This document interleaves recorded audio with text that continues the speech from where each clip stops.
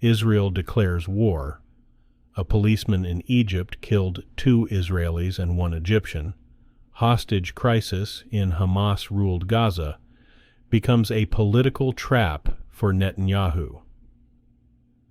Today is Monday, October 9th, 2023, and this is the Dunkley Report.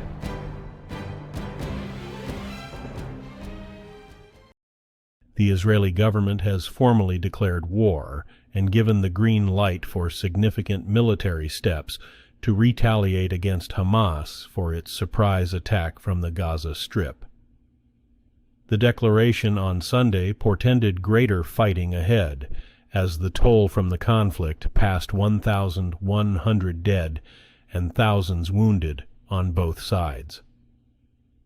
More than 24 hours after Hamas launched its unprecedented incursion out of Gaza, Israeli forces were still trying to crush the last groups of militant fighters holed up in several towns of southern Israel. At least 700 people have reportedly been killed in Israel. More than 400 have been killed in Gaza. Egyptian authorities say a policeman opened fire on Israeli tourists in the Mediterranean city of Alexandria, killing at least 2 Israelis and 1 Egyptian. A statement from Egypt's Interior Ministry says another person was wounded in the attack Sunday at the Pompey's Pillar site in Alexandria. It provided no further details. Israel's foreign ministry identified the wounded as an Israeli who suffered moderate injuries.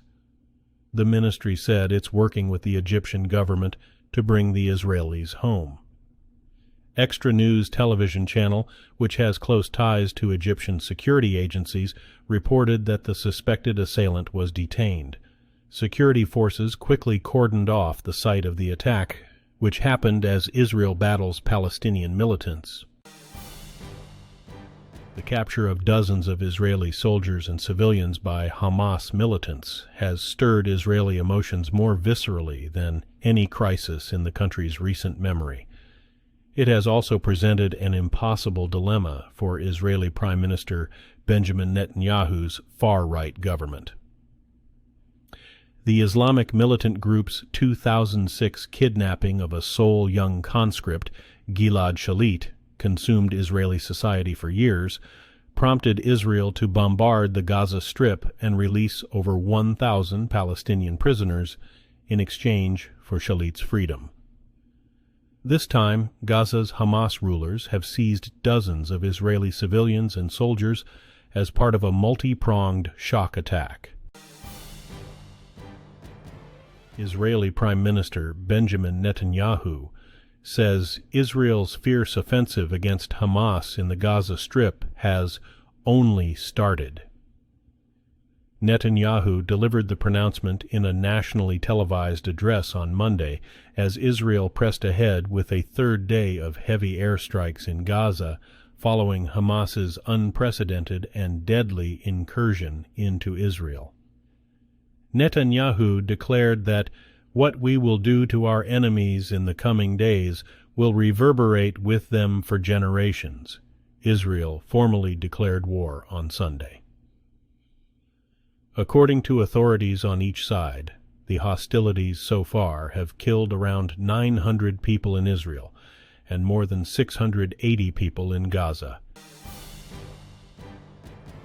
President Joe Biden has been thrust into a Middle East crisis that risks expanding into a broader conflict and has left him fending off criticism from GOP presidential rivals that his administration's policies led to this moment. The potential for prolonged and expanding violence could test Biden's leadership on both the world stage and at home, as he tries to navigate between demonstrating unflinching support for Israel and fostering a broader peace in the combustible Mideast. Sympathetic militants have been quick to loudly praise the action by Hamas, and several 2024 Republican presidential contenders immediately sought to shift some of the blame to Biden. Men dug through rubble with their bare hands and shovels in western Afghanistan on Sunday, in desperate attempts to pull victims from the wreckage of earthquakes that killed at least 2,000 people. Entire villages were flattened Saturday. Bodies were trapped under collapsed houses. Locals waited for help without even hand shovels to dig out bodies. Living and dead, victims were trapped under buildings that had crumbled to the ground, their faces gray with dust. A U.S. think tank says recent satellite photos show a sharp increase in rail traffic along the North Korea-Russia border, indicating the North is supplying munitions to Russia.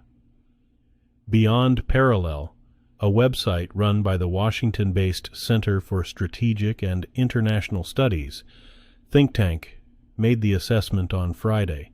It says satellite images as of October 5th captured a dramatic and unprecedented level of freight rail car traffic at the Tumangang rail facility on the border.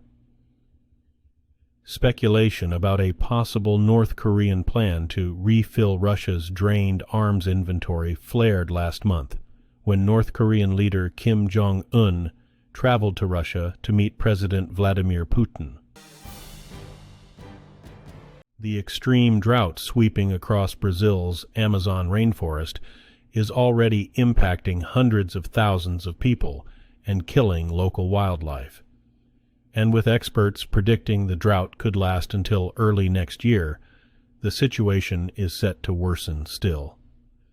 Riverside communities dependent on waterways have been stranded without access to food, water, or fuel. Dozens of pink river dolphins have died and washed up on shore. Teachers and pupils are unable to navigate their way to school, and thousands of lifeless fish are floating on the water's surface. As global temperatures continue to rise and the impacts of climate change become more severe, the drought and its devastating consequences may be a glimpse into a bleak future. Many of the Republican candidates running for president say they'd use military force against Mexico in response to the trafficking of fentanyl and other synthetic opioids. More than 75,000 people in the United States died last year from overdoses of synthetic opioids, an annual figure more than 20 times higher than a decade ago. That rhetoric from the GOP candidates is welcomed by some families who've lost loved ones to fentanyl and have long argued Washington hasn't done enough to address the worst drug crisis in U.S. history. But analysts and nonpartisan experts warn talk of military force won't end the crisis and instead fuels the racism and xenophobia undermining efforts to stop drug trafficking. Israel has promised to hunt down Hamas fighters and to punish the Gaza Strip following a surprise weekend attack. The unprecedented incursion killed more than 900 people in Israel, including at least 260 at a crowded music festival. Israel's military on Monday intensified its bombardment of Gaza, where almost 500 people have died since Saturday's attack. Israeli Defense Minister Yoav Gallant said he has ordered a complete siege on Gaza and that authorities would cut electricity and block the entry of food and fuel. Israeli Prime Minister Benjamin Netanyahu declared in a televised address on Monday that the offensive against Hamas in the Gaza Strip has only started. Today's news was reported by the Associated Press. This has been the World News for Monday, October 9th, 2023. Thanks again for joining us at The Dunkley Report,